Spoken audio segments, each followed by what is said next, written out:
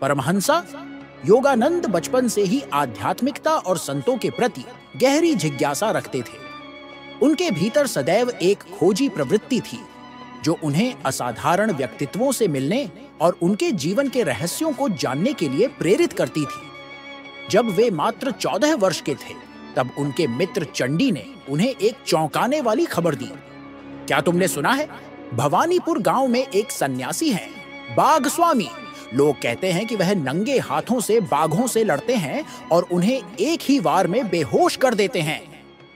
योगानंद की आंखों में आश्चर्य और रोमांच की चमक आ गई।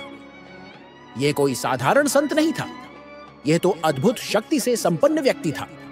दोनों मित्रों ने बिना समय गंवाए यात्रा की तैयारी की और कलकत्ता की भीड़-भाड़ से दूर जंगलों और गांवों को पार करते हुए भवानीपुर की ओर निकल पड़े।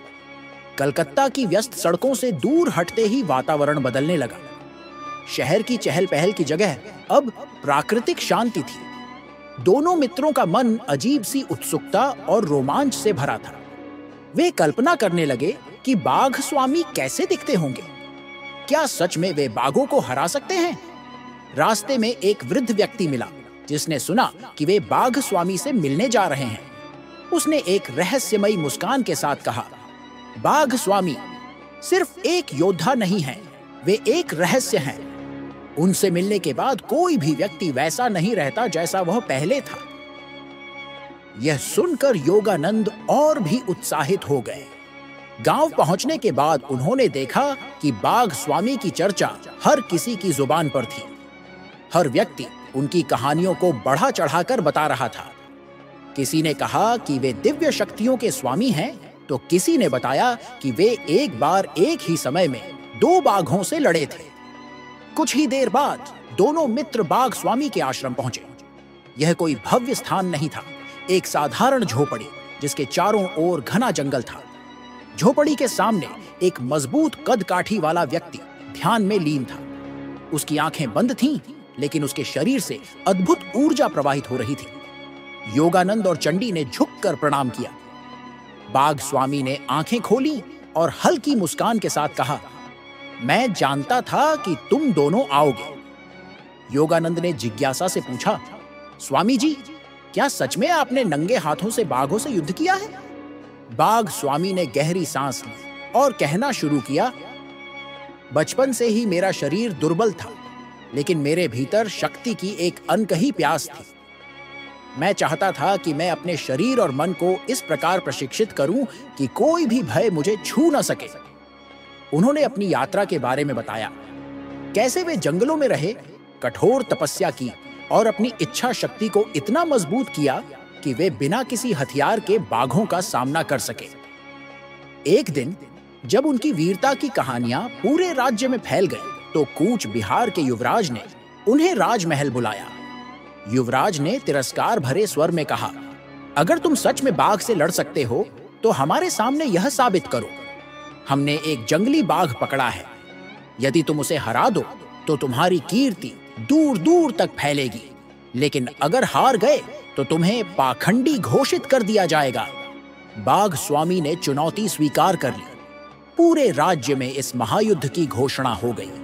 7 दिन बाद विशाल पिंजरे में बंद भूखे और खूंखार बाघ के सामने बाघ स्वामी खड़े थे।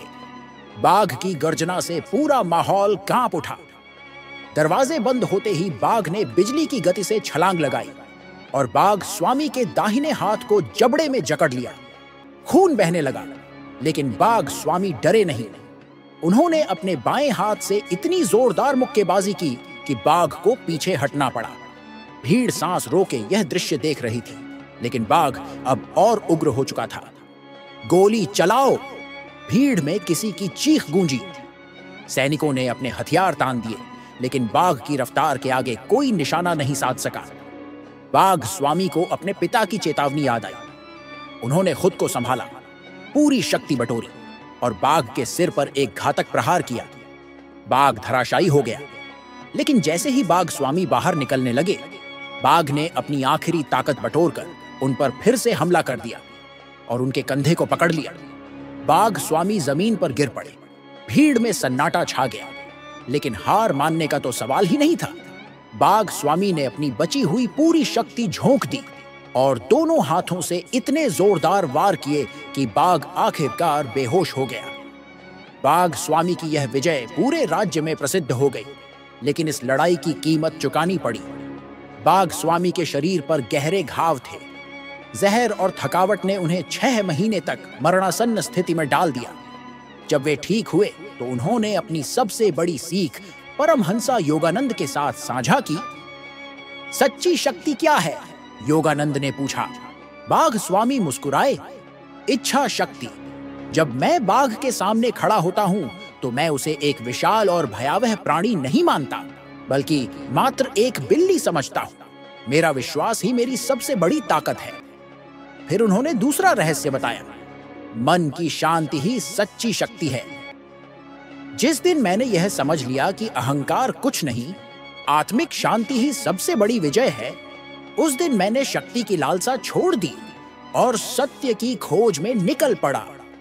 निष्कर्ष, बाघ स्वामी की यह कहानी परमहंसा योगानंद के लिए जीवन भर प्रेरणा बनी रही और आज यह हमें भी सिखाती है कि सच्ची शक्ति बाहरी नहीं बल्कि आंतरिक होती है।